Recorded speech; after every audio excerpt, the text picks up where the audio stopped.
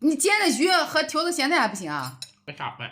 你还得想吃啥下饭？你都快成按皇上的规格伺候你了，你还想咋地啊？煎的鱼，煎的鱼，挑的咸菜咋着不行啊？你就说你在家里的地位吧，啊，你在吃青菜。啊，你想吃的青菜，我不是调换着给你做吗？昨天是不是有做青菜啊？啊，凉拌的土豆丝啊，对，炒的土豆丝是不是啊？炒的土豆丝，那你这不是就想过上了点菜的生活吗？你可见峰哥你在家里的地位，你自己说吧，你在家里是什么地位？啊？你说定了，谁也说第一啊？